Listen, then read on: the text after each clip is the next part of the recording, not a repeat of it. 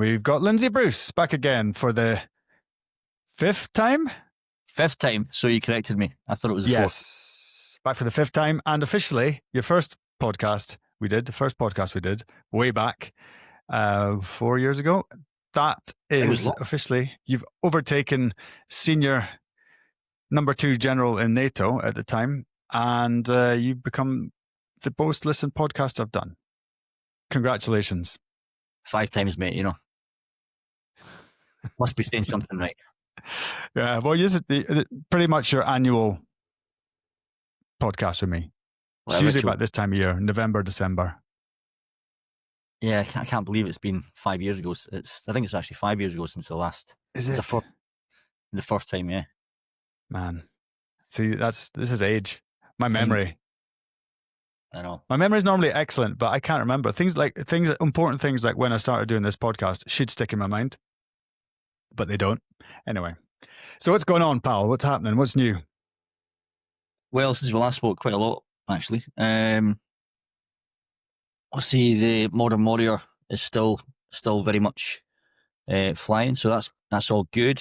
And yeah, I think I was in this house the last time that I spoke to you, wasn't I? I was, because I've been here like nearly 3 years now. So obviously I must have done the last podcast in this house. Significant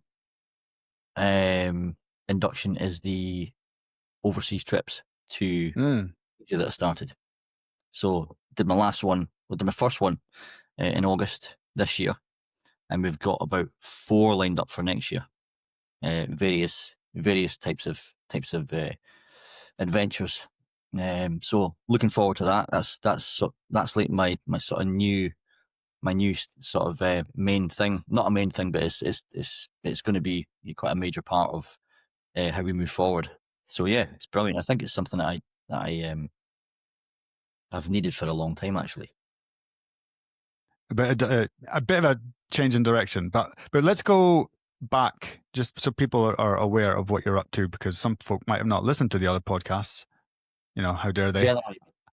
Modern Warrior Project is your thing. You're a former soldier. We were in the same battalion in the army, and you went special forces. I did not.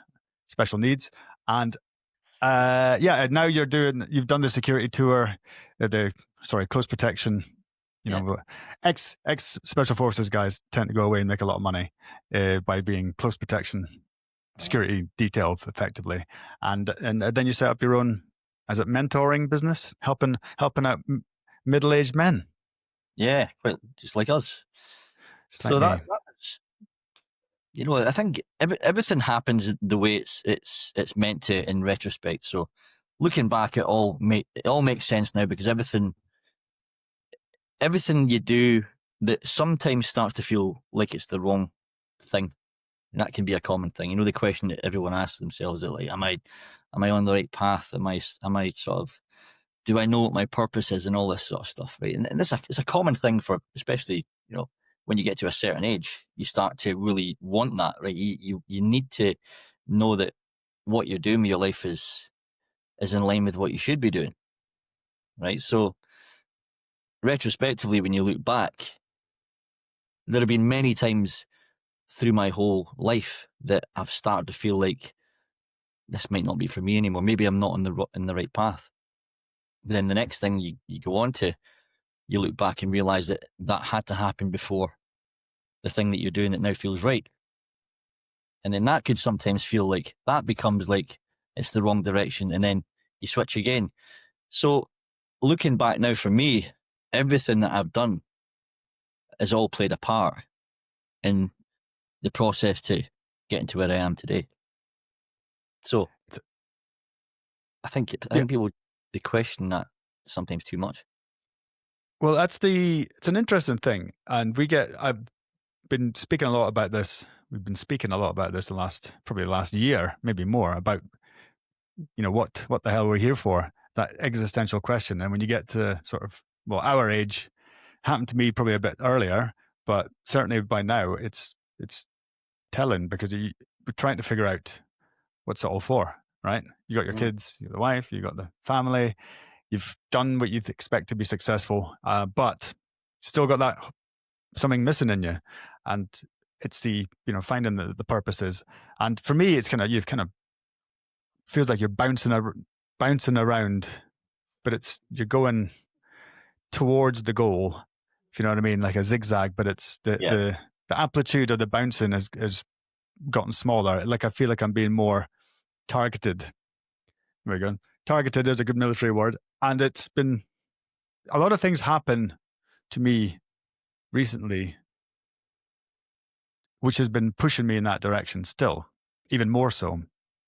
And it's pretty interesting. And you know what? The weird thing is I don't know how many people have had on this podcast talking about such things and how important meditation is. And I tried and I can't do it. And I'm trying that. I've been saying that for years to you, and you've I know, always same I thing. know. But lately, I actually had a bit of a breakthrough. I've had a breakthrough. So I went to a consciousness seminar. Have I told you about this? No. This is news to me. So I listened to a podcast on Danny Jones' podcast. I like him because he gets lots of talks about like things I like to talk about. So weird stuff, really. I was going to say weird shit. Yeah, weird stuff. And it was this guy who was a former NASA scientist, smart guy. This is back in the 70s. And he was, they were in a meeting, and they were asked to, the subject was, and we were trying to figure out the science of consciousness. And there's a guy nearby who is doing some really interesting things. And do we have any volunteers? And this guy stuck his arm up. His name is Thomas Campbell. And it's quite a recent podcast, actually. NASA scientist Thomas Campbell. He sticks his hand up. And another guy, his pal, sticks his hand up immediately. And they said, right, perfect, you two, off you go. So it was to the Monroe Institute, Robert Monroe. Have you ever heard of that guy? He's back in the sort of 50s, 60s, figured out, or just accidentally one day lay down for a nap one day. And this guy's, a CEO of a company. He's a legitimate businessman, and but lay down for a nap and went out of his body. He found himself looking down at his body on the sofa. Astral projection. Well, out of body, he's calling it. The book is called Journeys Out of the Body, his first book, which is a tremendous book, and it's mental. It is wild. And so anyway, this guy, this Thomas Campbell, this doctor, went to study with this Robert Monroe, which eventually became the Monroe Institute, which is still going in the States. And they teach you. The Monroe Institute. Yeah, they teach you about going out of your body, astral travel. What's the other word? The remote viewing. But basically, it's when I say this to you now, it's going to sound completely crazy. And what the hell are you even talking about? But this physicist was doing it he's been doing it for decades, and under the training of Bob Monroe. And you go to different parts of different dimensions, you go and visit different civilizations, not in this planet necessarily, but in different ones. And you meet different beings, and you get information, and you come back, and then they do this under scientific circumstances, scientific conditions. And he's coming back saying, right, well, now we know these people, these beings are telling us this, that you need, if you want to improve what you're doing, this going out of the body and learning and all that, it becomes, they're being guided, and it's all to do with about basically discovering our innate abilities that we have, which have been forgotten, or they're dormant in us, such as telepathy and being able to leave your body behind and go off on a jolly,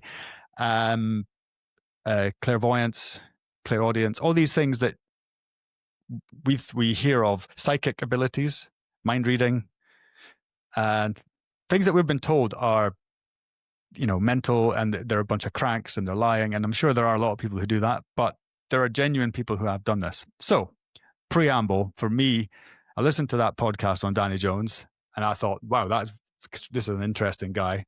And then I remembered I'd seen it on a Joe Rogan one, so I thought, well, I'll listen to that one as well and see if it resonates. And so I did. And then afterwards, and so that's about 6 hours worth of podcasts, just those two. And I went on to this Thomas Campbell's website, and I was just scrolling down, and it said, meet Thomas Campbell at an event, this consciousness seminar in Basel, Switzerland. And I went, okay, damn, I missed that. And then I realized, okay, no, it's in 3 days' time. So I went on, I booked my ticket and got on the train and went. It's about 3.5, 4 hours on the train, and spent the day there, 8 hours in this hotel. And it was about 160 of us. And I saw some stuff that that absolutely blew my mind. And it was a very interesting crowd of folk, because people who you think, might think they're crackpots when they start talking about these abilities they have, because it's, almost shunned. And it was pretty mental. The whole thing was so much fun, and so interesting to sit and talk to these people. And I was sat next to this lady I said, oh, where have you come from? And she said, I've come from San Francisco. I thought, that's a hell of a long way, because people are coming from Germany and France and Switzerland but then all over the world. And it turns out that this Thomas Campbell doesn't do public appearances anymore, but he was there that day. So that's why everyone was going. Yeah. He's very popular in that field. I mean, did you find that it was a diverse group of people, or there similarity? There was businessmen there. I mean, there was the types you would expect, without being, generalizing folk, but the hippie looking folk. But there was mostly just normal people, as in, normal looking folk. Do you know what I mean? I was quite surprised by the diversity of the crowd, by how everyone kind of, was normal. Do you know what I mean? There was no crack. I mean, there was no crackpots. Let's put it that way.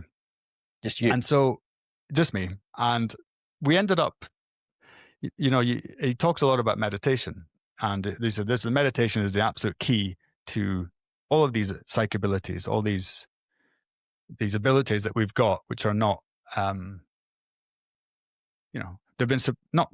dormant, that we have them.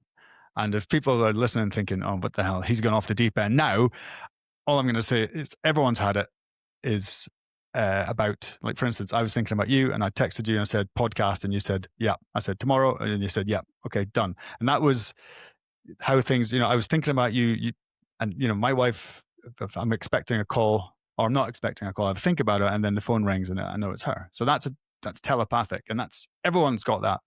Somebody you haven't spoken to in ages, you think about them, then they call you. All right. Yeah. So long story. I had to give you the background, so I don't sound like a crackpot. I mean, I love listening to stuff like that, and you know me, I'm completely You're open. Really open with that. Well, I am skeptical,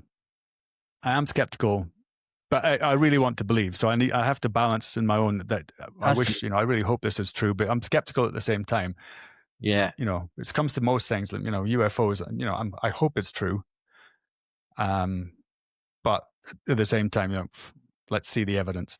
But so one of the first things they did was it's called Mind Sight. Have you heard of this? No, go on. Okay, so this is where it gets nuts. So they basically, what happened was that these kids on stage, and it was a small room, relatively small room, 160 people, and there's 3 or 4 kids, from about 10 to maybe 13, 14, and 3 adults, I think. And so mind sight is the ability to see with your eyes closed. All right. Yeah. And I know what you're thinking. So what they did is they put blindfolds on, and they pass these blindfolds out to everyone, a bunch of people in the crowd, and they try them on so you can't see anything. And so what they would do is the kids were blindfolded, these huge, like a ski mask, but made of plastic you can't see out of, and it's all foam and stuff around the eyes. And they'd get people in the crowd to stand up and do like a gesture with their arms, how many fingers am I holding up, or both hands to the side, or whatever it was. And these kids were mimicking exactly what was going on. And the guys next to me sat next to me, and because they were doing, with their heads, they were, that almost that Stevie Wonder, how he used to play the piano with his head looking over the place.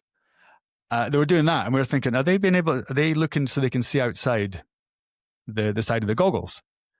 And anyway, so I said, well, you don't believe us? You think we're still doing it, or people are talking to us? What they did was they got like cotton pads put over their eyes and used duct taped over their eyes, and then put the masks. So the duct tape was taped all over basically from their nose to their forehead and on the sides with these pads. And then they put the masks back on and carried on. And it was no problem.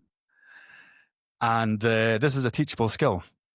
So, and she said, the lady was saying, it's kids pick it up, young kids, 5, 6 years old, pick it up in 5 minutes. Some of them less than an hour, and adults can pick it up because the young children are much more open to, they haven't been given the limitations we have in our brains, or the way we think.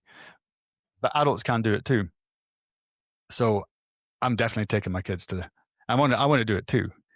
But the kicker was they got this blind guy who came up, the guy who went blind like almost 20 years ago.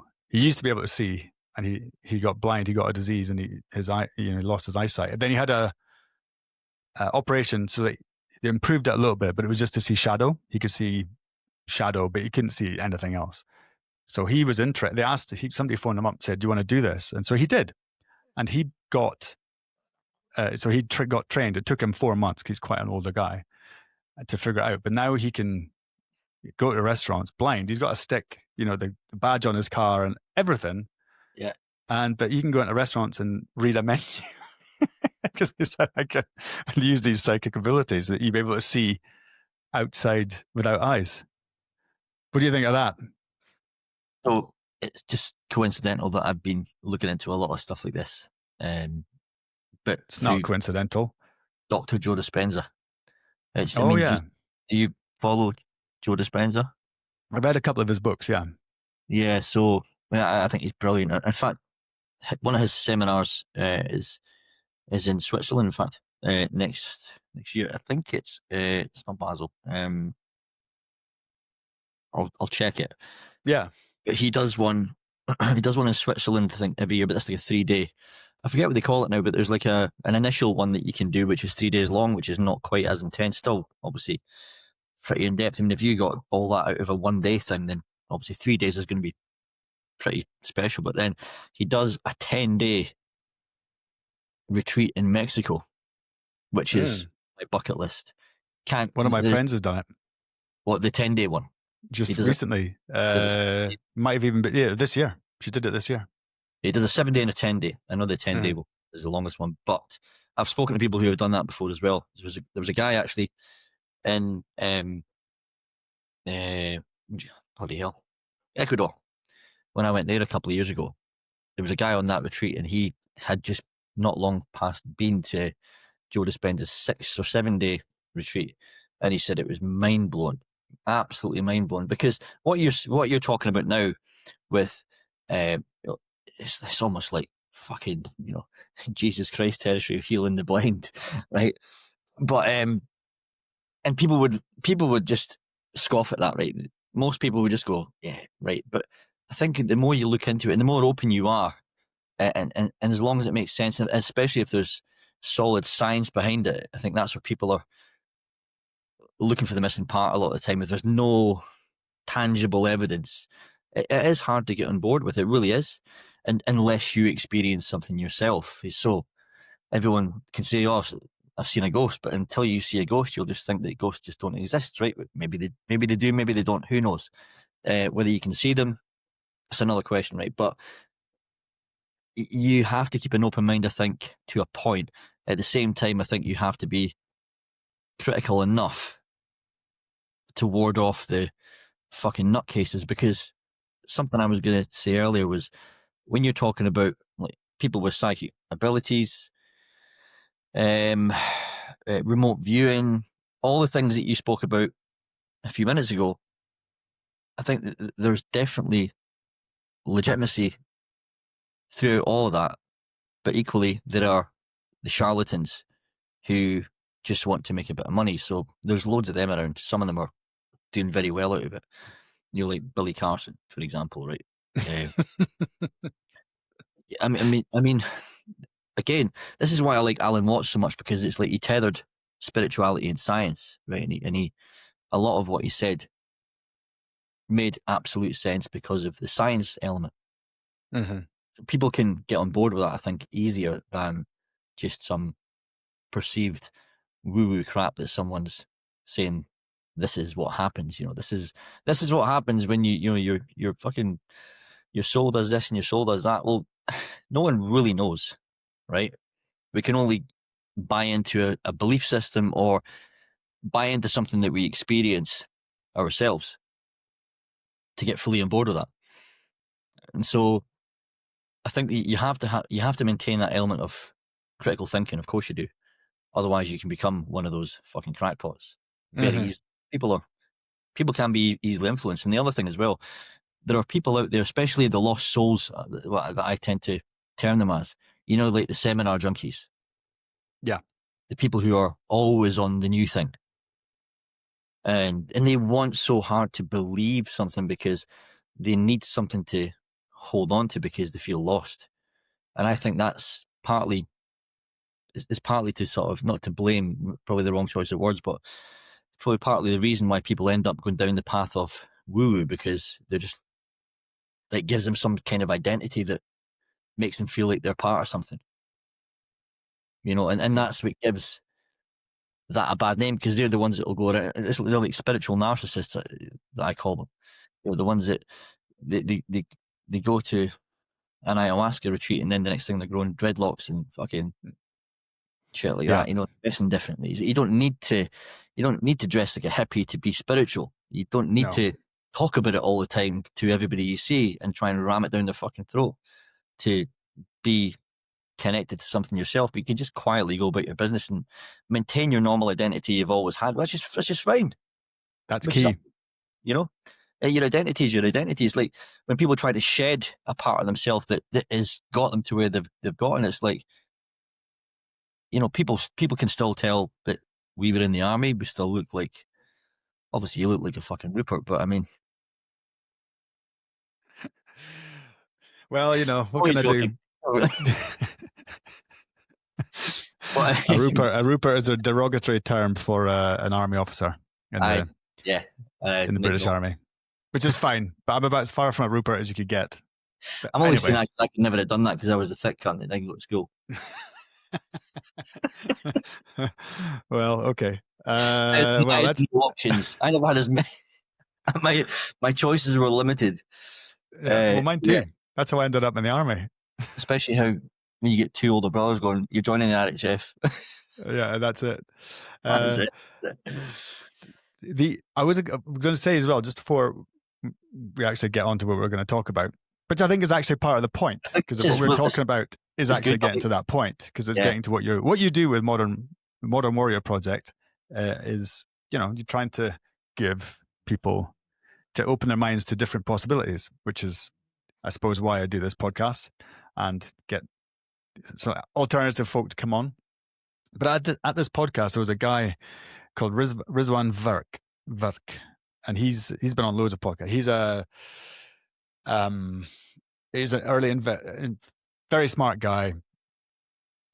He was an early investor in video games, back in the sort of 90s, and then got into VR, and so he's made a packet of money doing this stuff.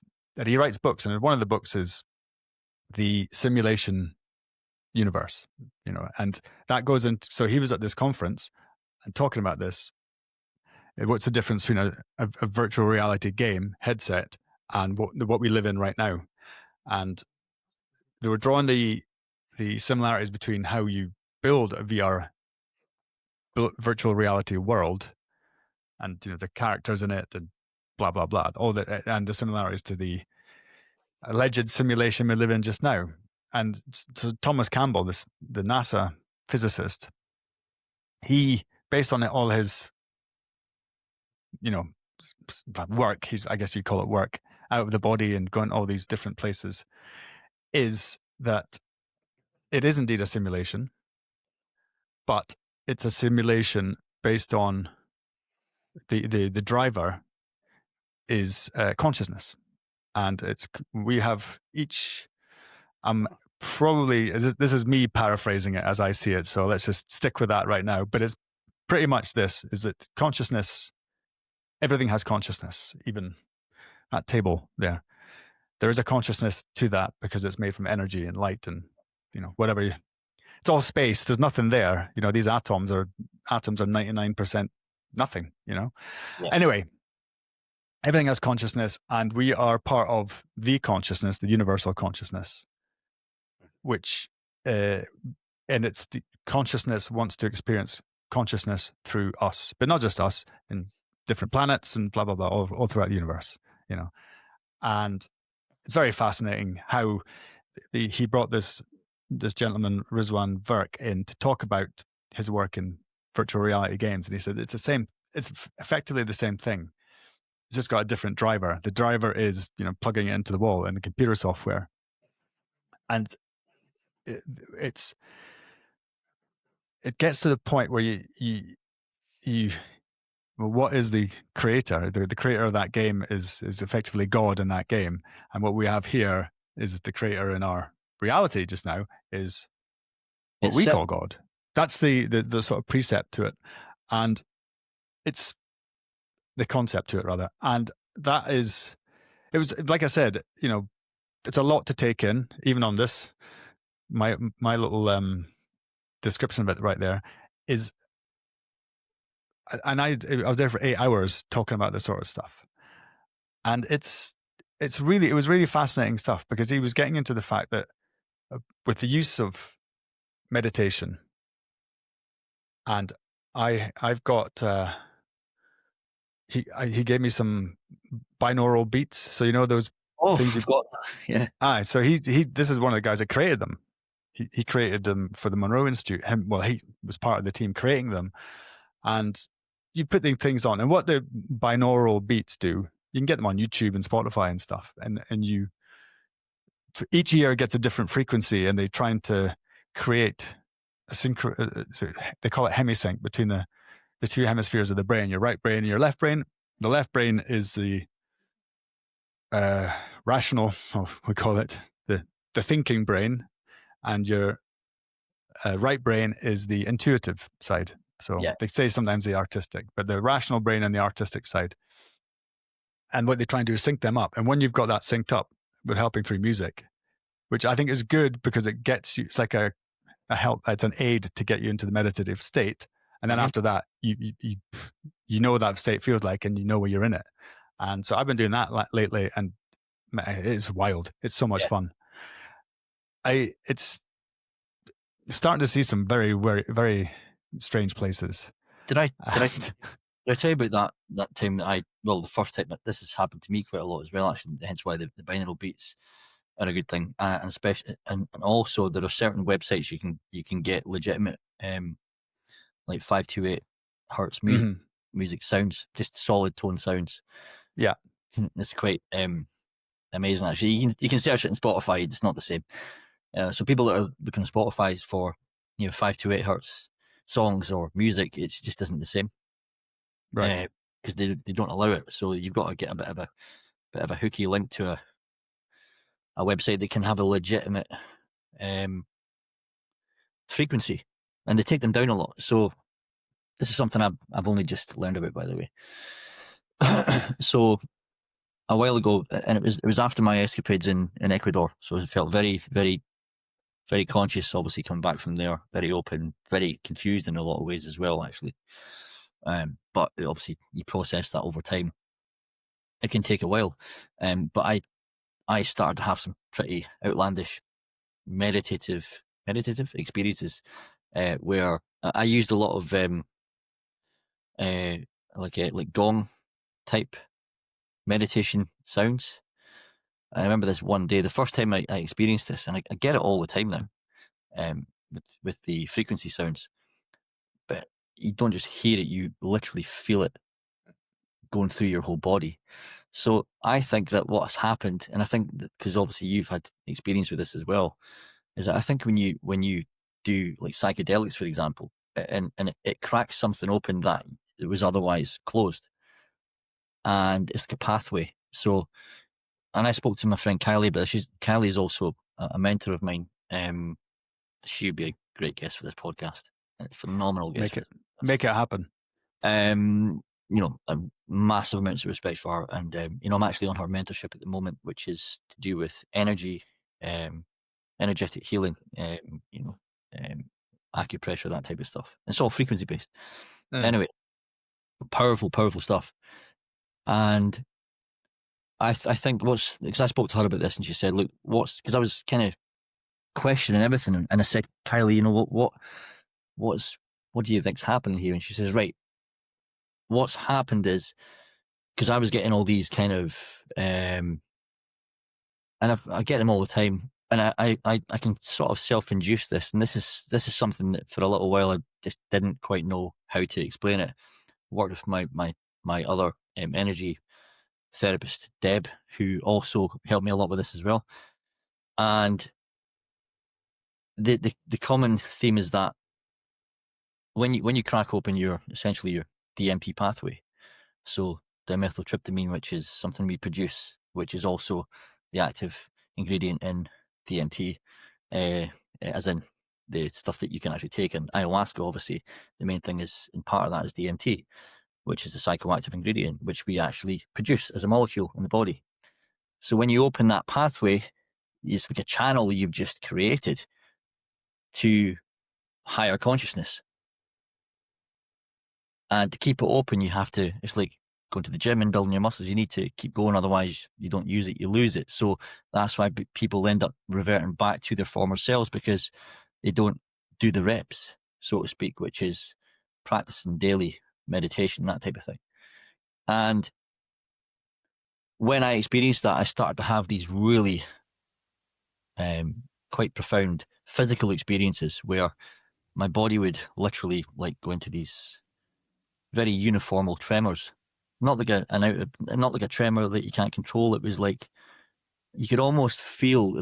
This happened to me in Ecuador quite aggressively, and then since then I've always been able to clear energy from myself through meditation. I lie in bed and do this, so I find the best time to do it is when I first wake up in the morning, when I'm completely relaxed, and before I get up, and I can induce this state quite easily.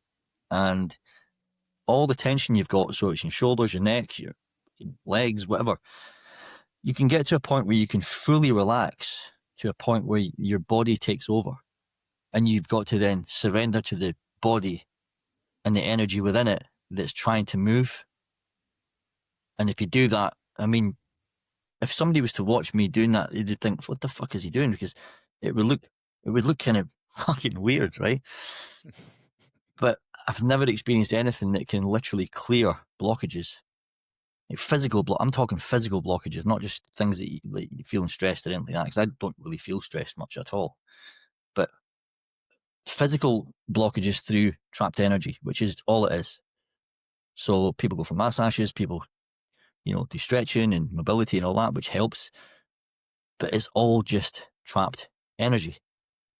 And if you can learn how to release that purely by just going into a deep state of relaxation, the energy will move. It wants to move. It can't move. That's why it's blocked, because you're blocking it because of your physical presence, your mindset, how you think about things, your state of mind. That's what blocks. That's what prevents things from moving. So when you can get to this point where you can go into a state where you can feel the energy moving through you, the release you can get is unbelievable. I'm talking no soreness or pain that goes away because it was otherwise, causing you shit, and then suddenly you don't have the pain anymore. You feel more energized straight away. It's phenomenal, and it's all energy work. But I almost learned that by accident, and then didn't understand it, and then had it explained to me, and then understood it, and then did it more. So it's really interesting stuff. So I'm totally open with all that. And when you're talking about the whole consciousness theory, I mean, I posted something the other day that Elon Musk says a lot, and you think that he's just this business mogul, this man who wants to take over the world and fucking go to other planets and make loads of money, and it's all to do with material. And it's actually quite the opposite, because when he explains his whole mission, what drives him, what keeps him going, it's all about expanding the collective consciousness of the human beings. And it's a really audacious type of purpose. But if you understand that, you can get bored with it. If you don't understand it, you'll almost not hear it. It's like it's like when you're in the jungle. When you first get in the jungle, you don't hear everything, but the more time you spend in there, you start to hear everything. And the more you sit in silence, you hear more. So it's a bit like meditation, I suppose. It's about, meditation is not about feeling nothing. It's about being completely conscious and being aware of everything. And it's like in the moment. Like the monks used to sneak up on their students and whack them with a piece of wood when they were in meditation, because essentially what they're trying to get them to do is be so aware that they know the person's behind them. I'll tell you a funny thing that happened to me a couple of days ago. I was because it's been really lovely weather, so I was on the balcony in the sun. I had headphones in. I was listening to the binaural beats. I had my old range ear defense, shooting ear defense on, so because there's cars going by, I wanted to be as quiet as possible.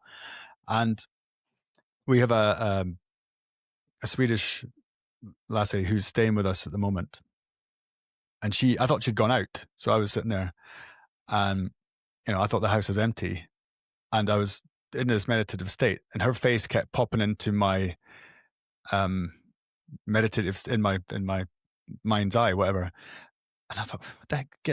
I'm trying to get into my state here, and she's bothering me. And I thought, I wonder if she's in the room. And I turned around behind me, and she was in the kitchen making some food. I thought she'd gone. And then I told her after, and she goes, "What? How? That's crazy." I said, "Yeah, it's so weird." And then once I'd seen she was there, and I was aware of it, conscious of it, then it was fine.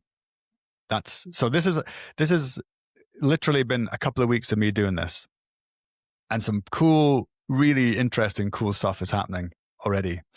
And we talked about this the last time you were on, when you came back from Ecuador, about how I don't really want to go down the ayahuasca route, because going back to this Dr. Thomas Campbell fella, he says you can get into these states, you can get into an ayahuasca state or a DMT state or whatever psychedelic state yourself through meditation, and that's what I've been trying to do. So the fact that, and it goes back to there's no coincidence, is that I listened to these podcasts, and he just happened to be a fairly short train journey away from me on the Friday, and I went, and that all happened, and now I'm doing it. It seems to be that's where I'm getting the direction I'm being pushed in, is to get into that state. And what I'm also very conscious of is, you have a little experience. This is basically the first baby steps for me. We're still crawling, actually, maybe just even rolling around on my back. But like you say, people come back from an ayahuasca retreat and they start wearing beads and grow their hair and get spiritual tattoos. It's who do you tell, and who's receptive to this information? And it's all very interesting how it all comes about. Yeah. But so far so good. And when it comes to another one of my friends, a guy who's the producer, used to do, who helps me on the podcast, he came back and he said, once you've done a retreat like this, afterwards you feel great and you've had these big insights, but he said that's when the real hard work begins, is you've got to maintain that. And so if you're going back and doing retreat after retreat and going down all these different roads, you're not really getting the point of you've had your eyes opened or your mind open to these different possibilities, and then suddenly you don't do the work. You're not going to the mind gym, and then next thing you know, you're a lost soul, and then you want to do it again and again and again and again, and people get addicted to it.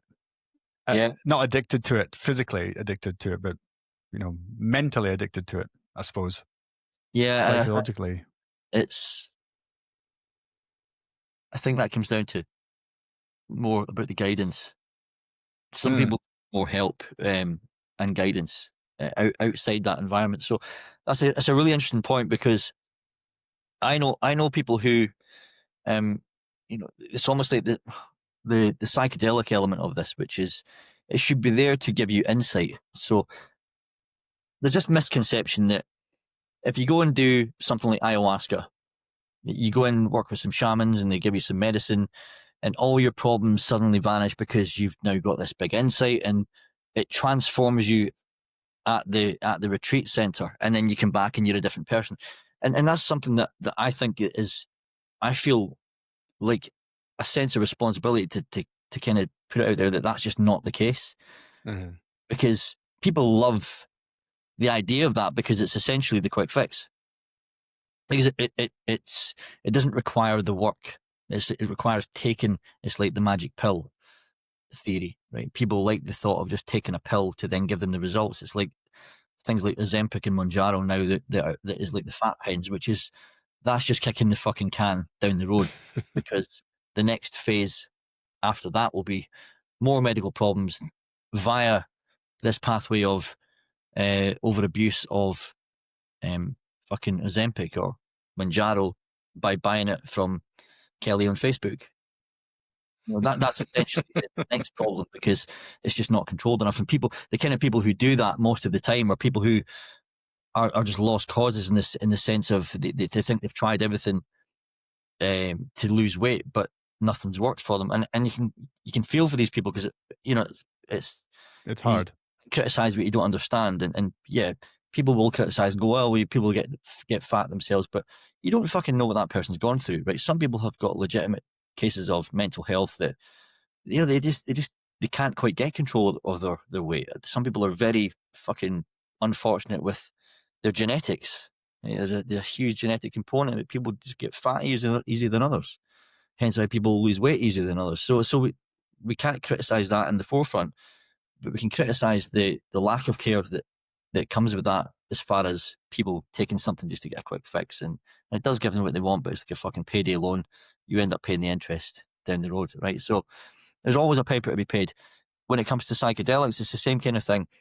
You don't take that to transform. You take that to get insight to yourself, to release something that might be, you can definitely get that hard reset as far as releasing a load of stagnant energy and purging and all that sort of stuff like you do in ayahuasca. And it can give you a really good start point to a journey that you then have to embark on yourself. But that is when, as you say, the work starts. Mm-hmm. And so I think there's a huge misconception with that. And I saw a podcast the other week. I forget the guy's name. He was talking about this very thing. And this is where people get it wrong. It is there to provide you a peek through the looking glass to what is possible naturally. Don't get me wrong, I do think that, let's face it, if you take something like DMT, or, especially if you were to take DMT through fucking like 5-MeO DMT, which is to smoke it, and you're literally like fucking, you're here, then you're not here in seconds, right? Then you can't do that. You're probably never going to get to that level through meditation, right? But so that can give you massive insight, right? And again, it's not something to be messed around with. No. It's something, if someone's ever going to do that, it's something that would have to be, no one should ever suggest to anybody to do this. Is the first thing. Exactly, I agree. Do you think I should go? I can't say that. No one can say that you should or shouldn't do anything. When I did that, I felt that I really felt a draw to it. Strangely, I don't feel that pull towards it anymore. I just don't feel the pull, because it's like doing things like mushrooms. I used to do mushrooms fairly regular. I'm talking probably once a month. Last time I did them was about 18 months ago. Mm-hmm. And I actually had quite a bad experience. I don't know if I told you about that. I had a really fucking heavy time on. Was that with the werewolf one, where you gave birth to yourself? That was, I left the werewolf in Ecuador. Oh. Well- No, this was when I came back to the UK, and I went and did a heroic dose of mushrooms, like 6 grams, Nice. a 6 gram mushroom trip. And this is the only time I ground it up, and I put it in fruit juice and then drank it. And when I say it hit me like a fucking freight train, I'm not exaggerating. Right? It was heavy. And I don't mind openly talking about this, because I think this is what it's got to be, raw and real, right? It's got to be. Yeah. And I don't have any qualms about talking about that at all. And again, it's not something I'm glorifying in any way. I'm just going to say it how it was, and this is my thoughts around that, right? So, did this 6 gram psilocybin magic mushroom trip. It was in a very nice remote area in North Wales, and it came on really quickly, and it was a really, really good experience to start with. So they say that when you deal with anything, right? So when you get any kind of therapy, especially with therapy, actually, if a good therapist and something that a modality that works for the individual, and it takes them back to the thing that was maybe buried deep inside, you have to reface it again, right? There's a process to that where you have to face it. And for me, that's what happened then, and it had been buried so deep, even ayahuasca didn't tap into it. And it was going back to, I don't know if I told you this story about when I was about 14, 15, and I developed this form of OCD, which was like intrusive thought OCD, where I felt like my fucking mind, basically. It's like an identity. It's almost like rumination, and there's another name for it as well. It's like a misidentification type of feeling where you literally don't feel like you're you anymore. It's a really weird thing, hard to explain. I didn't tell anybody about this until I was like 30. My ex-wife was like the first person I ever tried to explain it to, and even then I didn't know what the fuck it was. It wasn't until I then did quite a lot of searching on the internet and speaking to other people, I then come to the conclusion that it was suggested that it was OCD. But the OCD, I mean, all these things, they're kind of closely related, right? So any sort of neurodivergent condition, along with anxiety, depression, that type of thing, you'll find that a lot of people that have got neurodivergent conditions are more likely to get depressed. And so I always had this, through childhood, it was like I always felt like I was slightly dyslexic, because I still can't read very fast, even to this day. It takes me fucking forever to read a book. Even reading out loud and stuff, I'm really, I lack confidence with that. I don't really care as much as I used to, but it's not my go-to want to do thing, is to read something out loud. I just struggle with it. I'm the kind of guy that people say, "Oh, can you read that?" And then they're like, "Are you still fucking reading that?" I'm like, "Yeah, I'm a slow reader. Just give me a fucking minute here." So I always felt quite dyslexic. I didn't do very well in school, obviously. So I felt like I had quite a lot of anxiety. Then on the home front, I had, within the space of like 2 years, I had George left, my oldest brother, then John, and then my dad. Well, my dad split up, and he left to go back to the Isle of Skye for some time. So it was a lot changing, and I was only, at the time, I was probably like 10 years old. So I was only my son's age, now Billy. And, when I think about that, it puts it in perspective. And so I think a culmination of all these things, and then the fear of, what if something happens to my mum, so that I lived in this perpetual state of fear that something may happen to my mum. So that became the anxiety, and then the OCD hit me like a fucking sledgehammer when I was about 15. I had these rumination thoughts of, because I was thinking all this, it must mean that I want it to happen.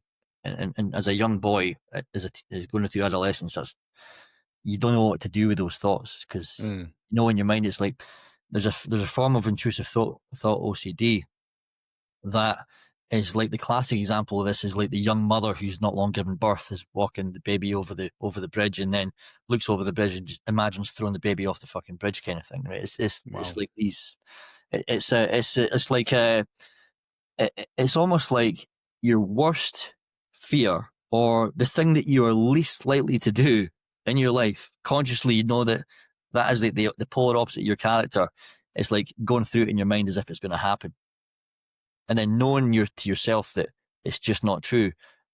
But it induces this huge amount of conflict and anxiety, and it's like a ball of fucking burning, lava in your stomach.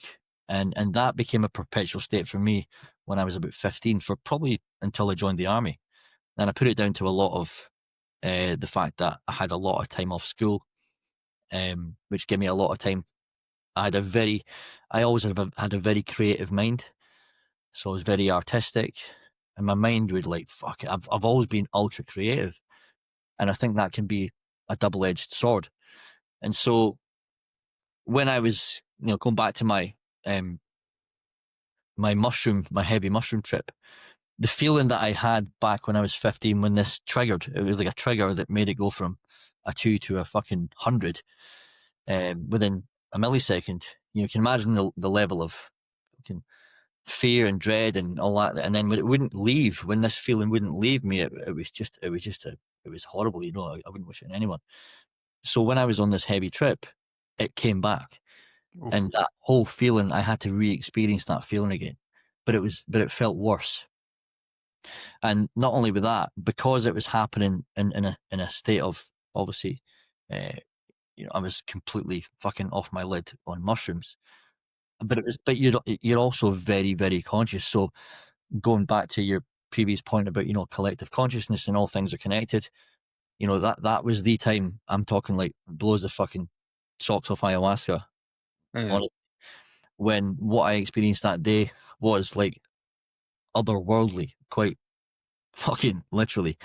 And I walked outside. So what happened was I could feel this state coming on. Like I was having a great time, and all of a sudden it was like bang, and it was like it changed. Just before it changed, what was really fucking weird was that I got a sense of something starting to change. The energy was shifting, and then I was looking at myself, and I was changing identity. And I'm not exaggerating. My hands went through different types of people. It was like I had old man's hands, old women's hands, a child's hands. It was like I was seeing all these different people in myself, right? So as this fucking huge ball of anxiety came back on again, which I would, it's been a long, long time since I felt that. I almost felt like I wanted to walk away from my own emotions. So I walked outside. We were in this cottage. My friend Chris was there. And I walked outside. He's like, where are you going? I was like, I need to get away. I need to fucking get away from this. He's like, what? And I walked outside, and it was a beautiful day. And I was walking through the fucking marsh in my socks, and my feet were fucking all wet. I didn't get shit. I was walking through this marshland. And I remember looking around, and I hadn't been outside, you see. I'd gone on quite an inward journey to this point, and I walked outside. There's a big fucking lake, there's hills, and, beautiful scenery. And I could see more than I've ever seen from a conscious state. I mean, I could see everything that was connected. I'm talking like every single piece of dimensional space, uniform patterns, everything completely connected. Colors were unimaginable. I'm talking even in the sky, Mm-hmm. everything was just like a web of consciousness. That's all I can explain it. It wasn't the same. Everything was alive. Everything was talking to me. But at the same time, what I had was this feeling, so that this is something that's really quite interesting. As I was going through this state of feeling this huge amount of anxiety, there was like a flip side of that, which was the most amazing thing I've ever felt, which was like this being connected to something just way, way bigger. And it was talking to me. So, it's like when you get that sense of, it's an airdrop. It's not Mm-hmm. work, not someone. It's just, you just know something instantaneously. It's like someone's airdropped it in your mind, and you just know it. A bit like in the Matrix, and he's like, I know Kung Fu, it's like, Mm-hmm. so I had this huge sense of this very kind of feminine energy saying, resist nothing, let go. This is the time you have to completely let go of all this. At the same time, it was like a fucking white knuckle ride, because I wanted to, because I was like, I know this is what I need to do, but I'm so fucking scared. I can't. Like, I'm too scared. And it felt so overwhelming. It just felt too much, because in my mind at the time, I'm going, if I completely surrender to this and let go, I'm going to lose my whole identity. I'm not going to be able to do my job. I'm not going to be able to, my family's not going to see me the same way. And it was a scary, scary thought, because I felt like I was being given this, and this is going to sound fucking crackers to most people, right? But bear with me. It was like what I was going to find out, I wasn't ready for. And what I was going to find out was essentially the truth, right? This is huge. And it wasn't the truth about me, it was the truth about everything. And I had this sense that this was going, let go, because you need to know the truth. Now, after speaking to a good friend of mine who's done a lot of spiritual sort of work, the theory is that the truth is everything that you have in your life and everything you've ever experienced is all your own consciousness essentially creating it. So, Correct. So when you have this potential thought of, are my kids even real? Like, is it? I know this fucking sounds mad, right? But you think, are they just a manifestation of my own mind? And this is a theory, right? I'm not saying this is I'm not, just caveat that here. I'm not saying this is what it is. I'm saying this is a theory, and it's something that I feel when I went through this experience is like I just wasn't ready to find out the truth. So I resisted heavily.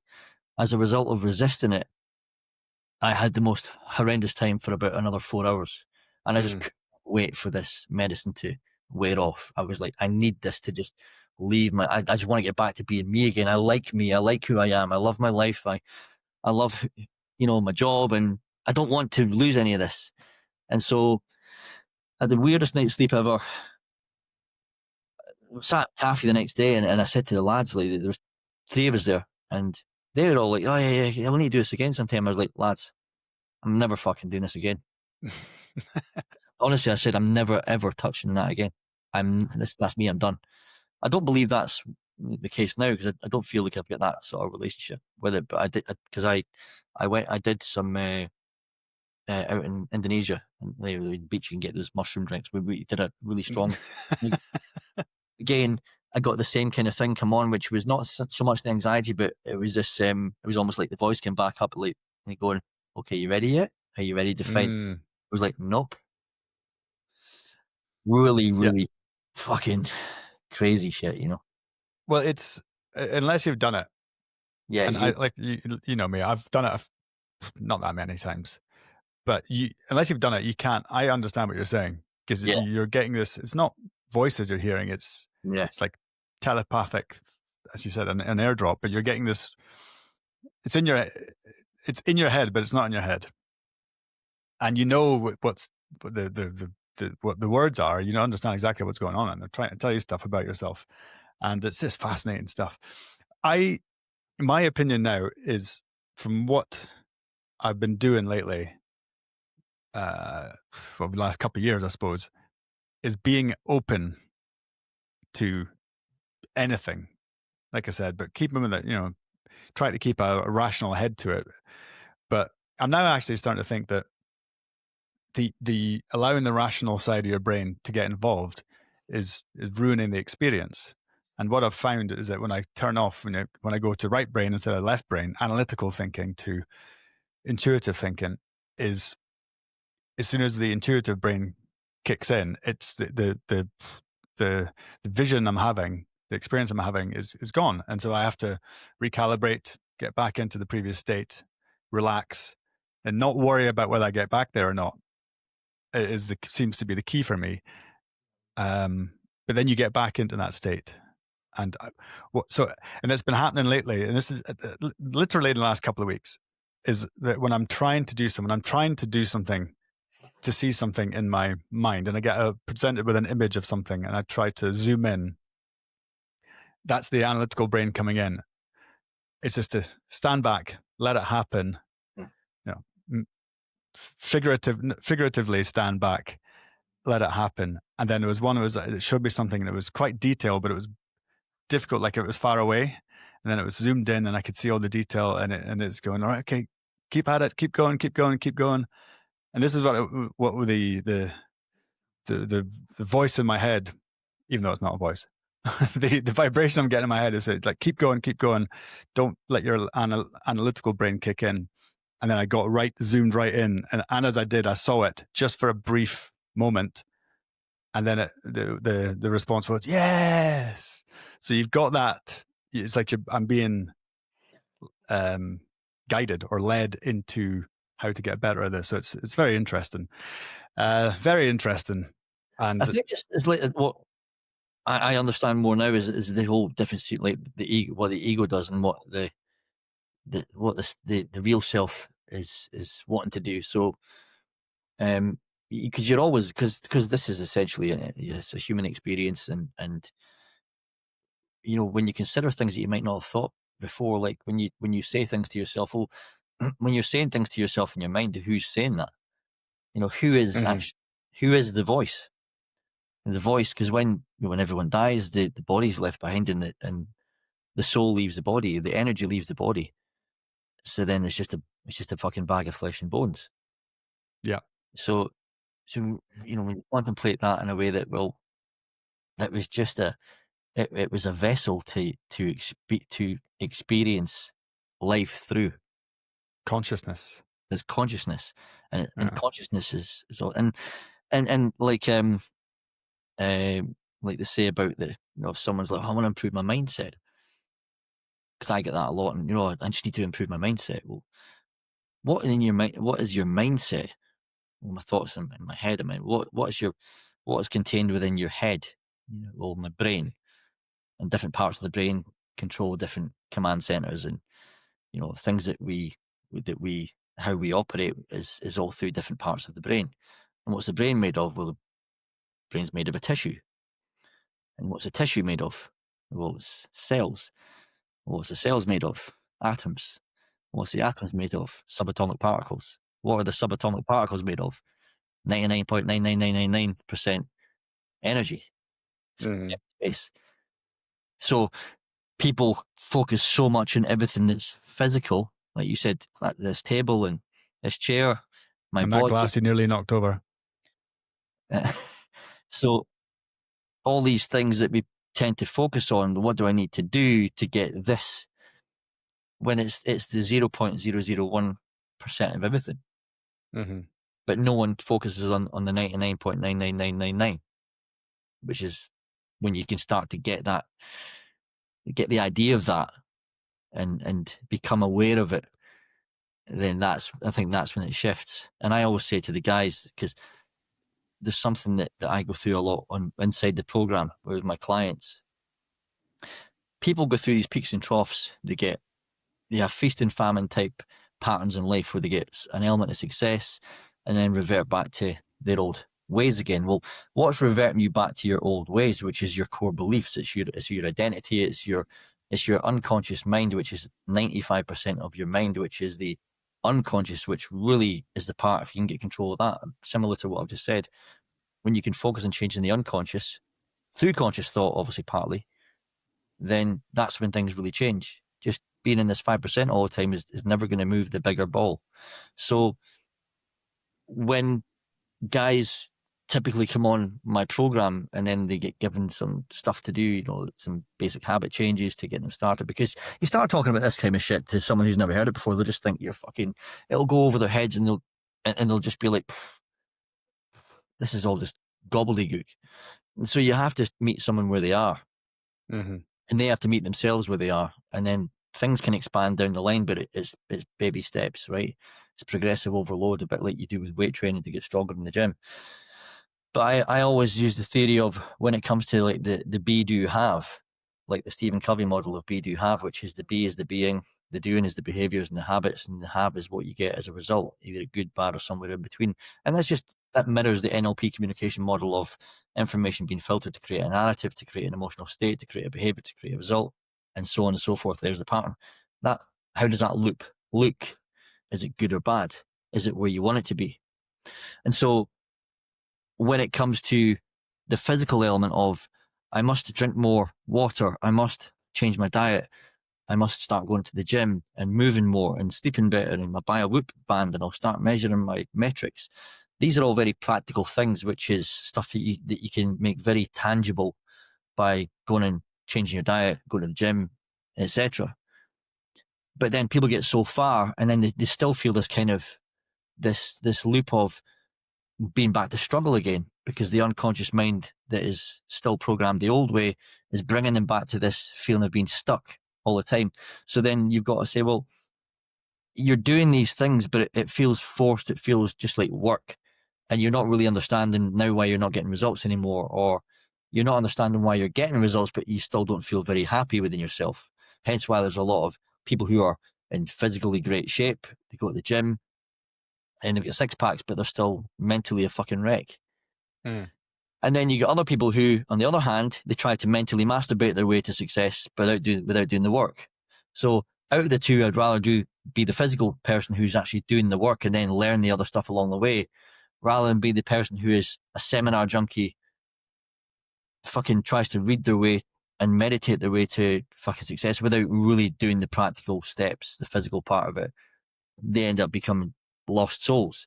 So you have to tether the two together. You have to put work into both. So you have to develop the self-awareness. This is why mindset is such an important part of what I do, which is getting the person to understand why they do the things that they do, or why they don't do the things they should be doing, and then tapping into the awareness of the unconscious that's driving these things from before, and trying to shift the identity to that of a new person. But that all comes down to things like visualization of, what do you really want at your core? Not for anyone else, but for you. What do you value? To get in line with these values, what do you have to then change in the way you think? Because it's the emotional drivers that really drive the behaviors. So without the being part of the be, do, have, you're just doing and having, but not really feeling connected to it. If that makes sense. It does. It does. Okay. Where are you going? You're gonna Oh, the dog. That's Lindsay letting his dog out. Beautiful dog you got there. Yeah, just as well I had my pants on. Yeah, I was going to say. So I hope that makes sense, by the way. No, it does. It does. But, talk about change, getting in nature, reconnecting with, what it is to be human, and, that it doesn't matter where you are, really, if you can be appreciating what you have. And I think, and I'm guilty of it as well, as anyone is, you get a bit addicted to these social media apps, and people are up there shouting and bawling about Ukraine and Russia, who's right, who's wrong, or race or refugee. It doesn't, none of that. I don't think that. I think it's all a distraction, purposefully, which takes makes a separation between us, and that. Yeah. You're on that side, I'm on this side, left versus right, and all that. And I think it's all nonsense. Personally speaking, I think it's a bunch of bollocks. And is the people who seem to be screaming about it the most are the ones who are not the least together, because they're projecting their, what's the word? I can't even think of the word, but they're projecting their personality depends on that, whatever subject they've taken on board.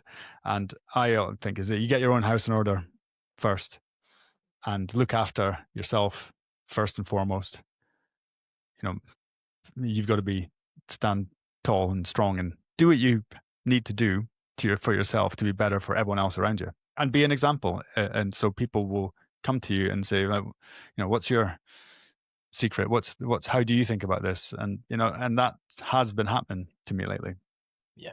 Again, it's not. It's like, I don't want to be. It's not like I think I'm a guru or anything like that. It's just, I explain how I got to this position, because I've gone through, at my age, I've gone through most of those processes in my life. But Anyway, what we're actually going to talk about, we'll probably get onto that now. So you've been taking, because you do your Modern Warrior projects. We were free ball anyway. We're free balling it, absolutely, and I think it had to be said. These things don't happen out of the blue. But we've talked about it. I want you to come and do one of your courses, not course. When you take the people away and you go into a different environment and do your thing in a different environment. So I want you to come to Switzerland. We've talked about it many times. We have to make that happen, Lindsay. I want to get involved, help you out. But you've just been in Indonesia. Yeah, I mean, there's more chance of it happening now because the ball's been rolling for a little while now, and I'm really excited about it because when I went to Indonesia, I had a bit of an insight over there, actually, a bit of an epiphany moment. Right, so Ryan, who is my oppo over there, I've known Ryan for like 5 years.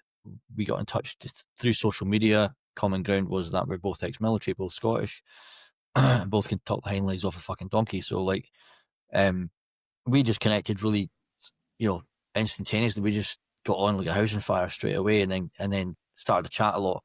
And he said, "Look, you need to come over here to Indonesia and with your guys and stuff, because he knew that I had the Modern Warrior at the time, and he says, come over with your guys and we'll run a trip over here, like we'll do some some mountains, some volcano mountains." And I said, yeah, we'll do it. So the primary planning stages went ahead, and at the time, I guess because I was very busy getting the coaching business going, I just felt like I was taking on too much, and I slept on it really. And we'd talk now and then about it, and I would say, yeah, well, at some point we'll do it. But I found that I was just kicking the metaphorical can down the road myself. And so when Ryan did a couple last year, I think it was, and a couple of mates of mine, a couple of guys who I know were on the trip, and it looked amazing. I thought, I've got to just do this. So back in, when was it, June? I think it was around June time this year. It's weird when these things happen because it's like when you take the resistance away from anything, right? And that I think that counts for anything in life. When you remove the resistance, that's when you're going to get into some kind of flow state with something. And it just felt like the time. And I think it was probably a good thing that we did wait, because for some reason it felt like it wasn't the right time back in the beginning. And then fast forward to this year, I had this sudden feeling of, I have to do this without question. Mm-hmm. So I said to Ryan, let's just fucking get this going.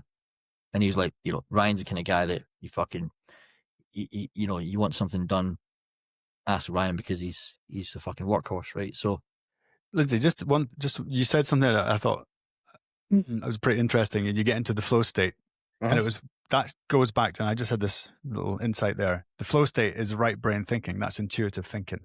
Mm-hmm. When you're not conscious, you're doing things unconsciously, and you're doing it really well. And that's that feeling of flow state, which is an excellent state to be in. And that's right brain. That's when you using your intuitive side. It's like left brain platoon commander. Yeah. Right brain platoon sergeant. I would, yeah, exactly. I'm blue sky thinking, and yeah. And, sorry to interrupt, but I just thought that was a really great point. Yeah, and again, this is going back. I know I'm going to cut back to this in a sec, but when you look at the feeling of being connected and being aligned with a purpose, it doesn't always have to be completely aligned. But there can be a bit of there's supposed to be conflict. I mean, I think it's like that whole saying of as human beings, that the biggest problem we have is to think we shouldn't have any. And so we have to understand that even when you're on the right path, there's going to be lots of fucking times when you go, fuck, am I doing? It's got to feel wrong at times to be right. I know that makes, it sounds almost contradictory, but it's like the balance of order and chaos. You can't just be happy all the time. You just can't just have fucking blue skies all the time. There needs to be a bit of rain sometimes, to water the fucking vegetation. So it's the same as being on the right path is going to feel fucking bumpy. It's going to feel challenging. It's going to feel almost, it's going to make you question your fucking life choices. That's sometimes when you're in the right path. Right? So It's about trusting it. You just got to trust it. And when you trust it, you remove the resistance. I think that's the main thing. And when you remove the resistance, you do get into the flow of feeling that, yeah, it might be tough, might be challenging, but I know that this is the right thing for me. I know that deep down, because it's bringing your soul to life. When you do something that's really fucking hard, that's what sets your soul on fire. And people avoid that and never feel satisfied because they're always taking the path of least resistance. That's a good point.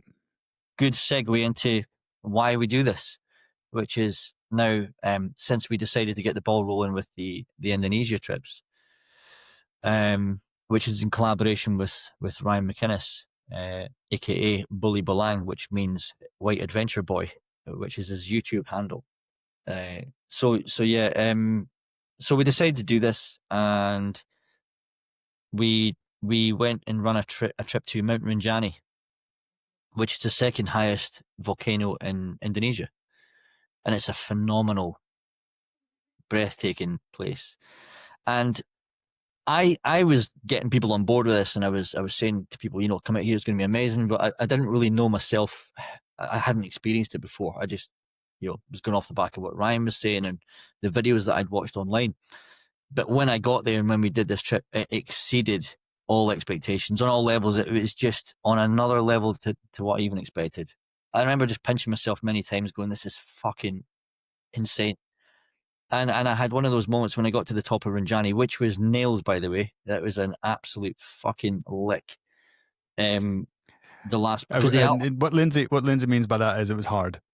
Yeah, very hard. It was because the last part from Camp 1 to the summit, it's all quite fine volcanic ash, and you end up in the Hurt Locker big time because you're just taking 3 steps forward, 2 steps, you're sliding back down again.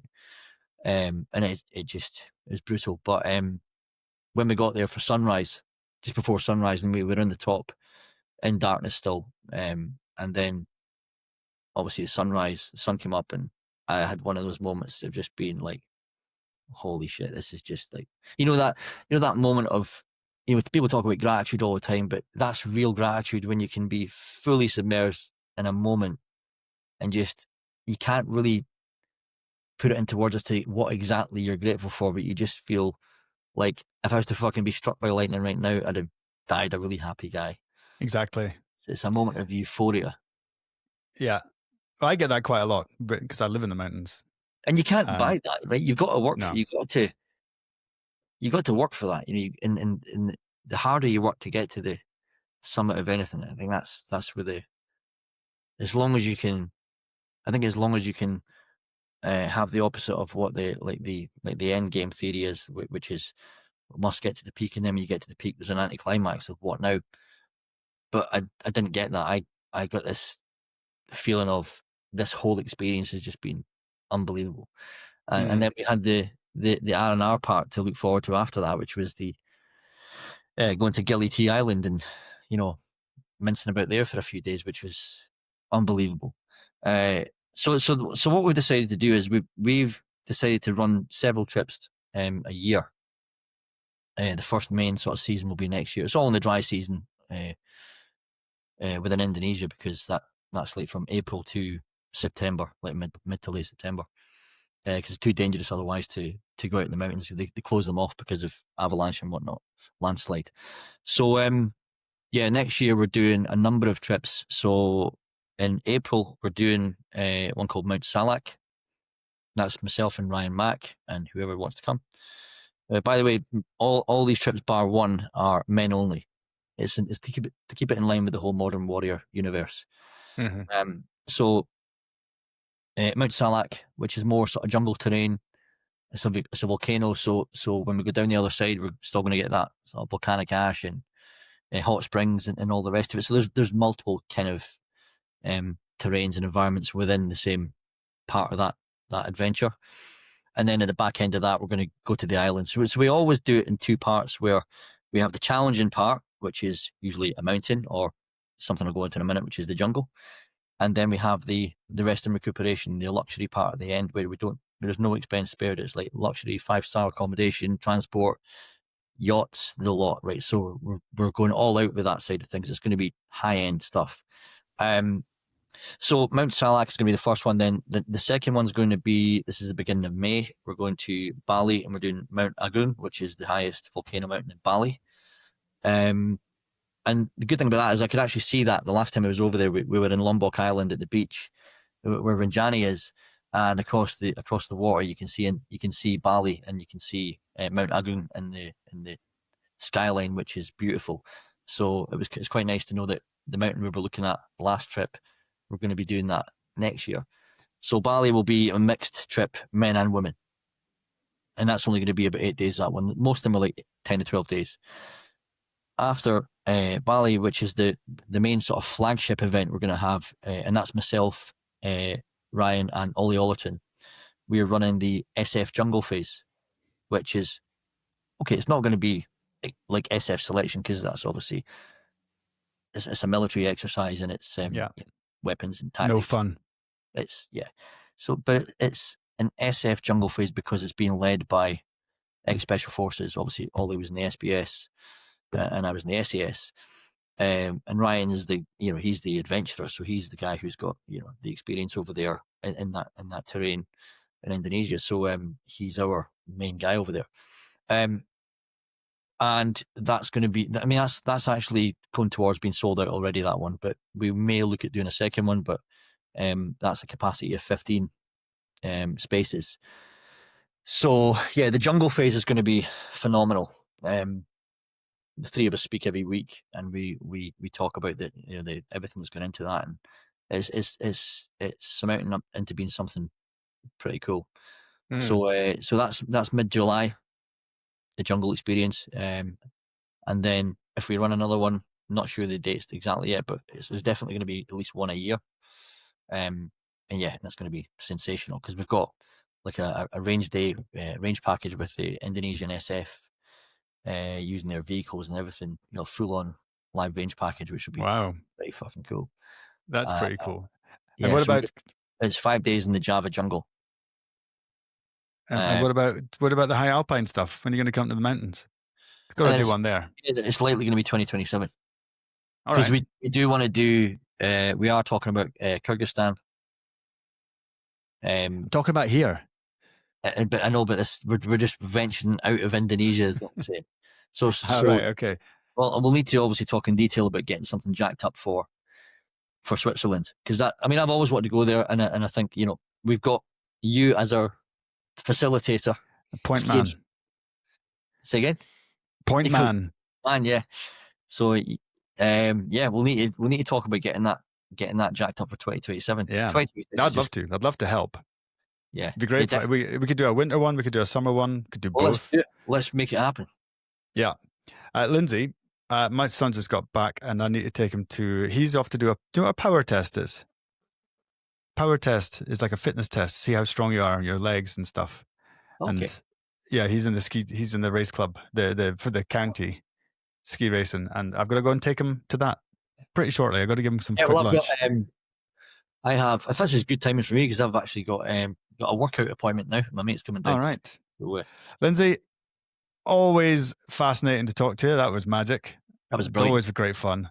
Yeah. And wishing you all the best for your courses, and I'll put the details up. Yeah. Send me the details and I'll put them up.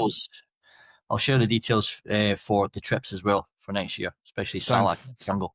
Sounds phenomenal. Love it. It'll be brilliant. All right, bud. I'm going to say cheerio and take care. All the best. Pleasure as always. Speak soon. Bye-bye.